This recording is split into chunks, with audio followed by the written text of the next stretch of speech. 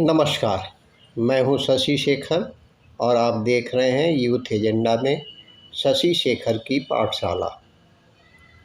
आज का विषय है भारतीय मीडिया कितना विश्वसनीय, कितना स्वतंत्र। पिछले दिनों देश के एक प्रतिष्ठित अंग्रेजी दैनिक द्वारा आयोजित एक सम्मान समारोह में मुख्य न्यायाधीश DY चंद्रचूड़ ने कहा कि यदि किसी देश को लोकतांत्रिक रहना है तो प्रेस को स्वतंत्र रहना चाहिए। जब प्रेस को काम करने से रोका जाता है तो लोकतंत्र की जीवंतता से समझौता होता है। मुख्य न्यायाधीश ऐसा कहने वाली पहली विभूति नहीं, उनसे पहले भी कई बार कई प्रमुख हस्तियां प्रेस और मीडिया की स्वतंत्रता को लेकर मिलते जुलते विचार सार्वजनिक रूप से अभिव्यक्त कर चुकी हैं। मीडिया को लोकतंत्र का चौथा स्तंभ कहा जाता है, तो वह अकारण नहीं है। उसने समय समय पर लोकतांत्रिक मूल्यों और सामाजिक हितों की रक्षा के लिए बहुत काम किया है और इसके लिए बड़ी कीमत भी चुकाई है।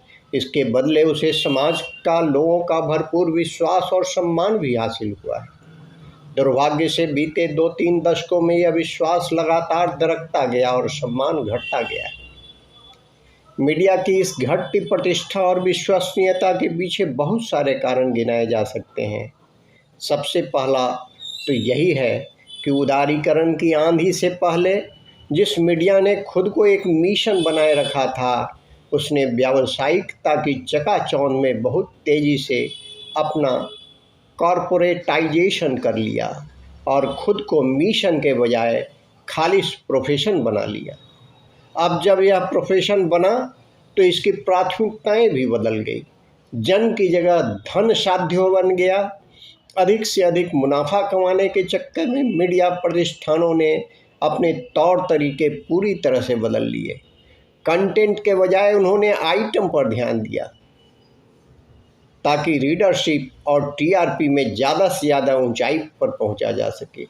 जितनी ज़्यादा ऊंचाई उतना ज़्यादा विज्ञापन राजस्व। उसमें भी भारी घालमेल। अधिकतर अखबार और TV चैनल सामग्री की गुणवत्ता की बजाय आंकड़ों की बाजीगरी में अधिक विश्वास करने लगे, लेकिन या तो उन्होंने इस पर ध्यान नहीं दिया या फिर परवाह नहीं की और इस पूरे चक्र में वे समाज और लोगों का भरोसा खो रहे। अब स्थिति यह है कि मीडिया तो लगातार विस्तार कर रहा है, लेकिन लोगों में उसकी विश्वसनीयता लगातार कम हो रही है। आज मीडिया के बहुत सारे रूप, मनोरंजन को छोड़ दीजिए तो रेडियो ज़्यादा लोग सुनते नहीं, TV देखते नहीं, अखबार पढ़ते नहीं। अगर यह सब करते भी हैं तो ये माध्यम उनके मन में कोई सकारात्मकता जगा पाने में सफल नहीं हो पाते। जबकि कालांतर में ऐसे असंख्य अवसर आए हैं जब मीडिया ने अपनी सामाजिक और लोकतांत्रिक दायित्वों का भली भांति निर्वहन किया है। विश्वसनीयता के मामले में पत्रकारिता को 2 वर्गों में बांटा जा सकता है।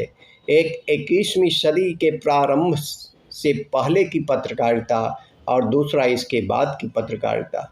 पहले वर्ग में वह पत्रकारिता आती है जो समाज के लिए जयप्रकाश नारायण और विश्वनाथ प्रताप सिंह जैसे नायकों को मजबूती प्रदान करती है, भ्रष्टाचार के खिलाफ अपनी आवाज़ बुलंद करती है, जनहित के लिए सत्ता के नाक में दम किए रहती है। दूसरी पत्रकारिता वर्ष 2000 के बाद की पत्रकारिता है, जिसमें सनसनी है, स्टिंग है, मीडिया ट्रायल है, TRP है, प्रायोजित यात्राएं हैं, निहित स्वार्थ है, अगर कुछ नहीं है तो समाज का विश्वास। अब कोई मीडिया की ओर नहीं देखता, लोग उससे कोई उम्मीद नहीं रखते, उस पर भरोसा नहीं करते। उनके लिए मीडिया पर प्रसारित सामग्री मनोरंजन के सिवा और कुछ नहीं है। हालांकि अखबार अभी इसी स्थिति तक नहीं पहुंची है, लेकिन धीरे धीरे बढ़ इसी राह पर है। इसकी दूसरी वजह पिछले 10-15 सालों में वैकल्पिक मीडिया या डिजिटल मीडिया का दिनों दिन फैलता फलक हो सकती है। वैकल्पिक मीडिया ने आम लोगों को अपनी बात सामने रखने की ऐसी सहूलियत प्रदान की है जिसने पारंपरिक संचार माध्यमों पर उनकी निर्भरता खत्म कर दी है। अब वे अपनी समस्याएं या चिंताएं लेकर अखबारों, टीवी चैनलों के चक्कर में नहीं काटते, बल्कि फेसबुक या ट्विटर पर पोस्ट करते हैं, क्योंकि इनमें उन्हें भरोसा अधिक। अब उनकी बात बिना किसी बाधा के या समस्या के उन तमाम लोगों तक पहुंच जाएगी जिस तक उन्हें पहुंचानी है। तीसरी वजह खुद वह समाज है जो मीडिया पर उसकी जिम्मेदारी ठीक से न निभाने का दोषारोपण तो करता है, लेकिन कभी किसी संकट के समय में उसके साथ खड़ा नजर नहीं आता। रिपोर्टर विदाउट बॉर्डर्स के मुताबिक वर्ष 2003 से 2022 तक 2 दशकों दुनिया भर में 1668 पत्रकारों की हत्या हुई, यानी हर साल करीब 84 पत्रकार। इसके अलावा कमेटी टू प्रोटेक्ट जर्नलिस्ट की 2022 की रिपोर्ट के मुताबिक इस साल 1 दिसंबर तक 363 पत्रकारों को गिरफ्तार कर जेल में डाला गया। रिपोर्टर विदाउट बॉर्डर्स की रिपोर्ट इनकी संख्या 533 तक बताती है। उनकी ताज़ा रिपोर्ट में यह भी कहा गया है कि दुनिया भर में इस साल 65 पत्रकारों और मीडिया कर्मियों को बंधक बनाकर रखा गया है और 49 लापता है। अब आप याद कीजिए कि क्या कहीं आपने किसी देश, शहर या समाज में लोगों को इस बात के लिए इकट्ठा होकर कोई सामाजिक आंदोलन या धरना प्रदर्शन करते देखा है कि अमुक पत्रकार को जेल से रिहा किया जाए, या अमुक पत्रकार के हत्यारों को गिरफ्तार किया जाए, या अमुक पत्रकार जिसका अरसे से कोई अता पता नहीं है उसका पता लगाया जाए? और तो और जिन लोगों के हितों के लिए पत्रकारों ने अपनी जान जोखिम में डाली है, समाज उनके परिवार की मदद के लिए भी कभी खड़ा नज़र नहीं आता। वही समाज जो पानी न आने पर सड़कें जाम कर देता है, किसी सैनिक के शहीद होने पर श्रद्धांजलि यात्राएं निकालता है, अपनी अधिकारों के लिए या अपने शहीदों के प्रति सम्मान प्रदर्शित करने के लिए सड़कों पर आना कतई गलत नहीं है, और न ही यहाँ इसका विरोध किया जा रहा है। बल्कि कहने का आशय यह है कि एक पत्रकार जब अपना फ़र्ज निभाते हुए मारा जाता है तो उसकी शहादत उस समाज से भी कुछ अपेक्षा रखता है।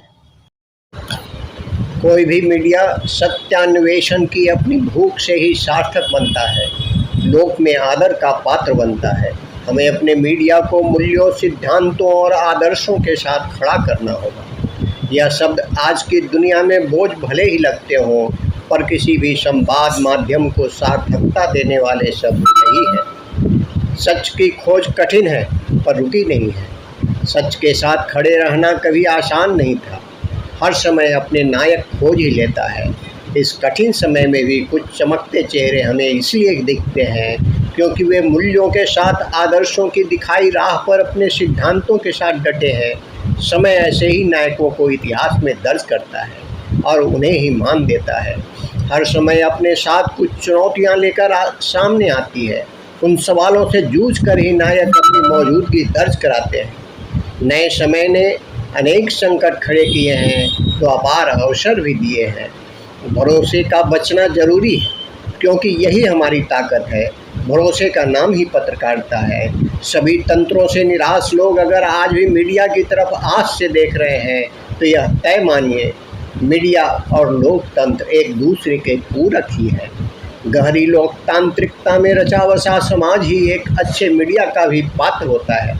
हमें अपने मनों में झांकना होगा कि क्या हमारी सामाजिक राजनीतिक परिस्थितियां एक बेहतर मीडिया के लिए, एक अच्छे मनुष्य के लिए उपयुक्त है?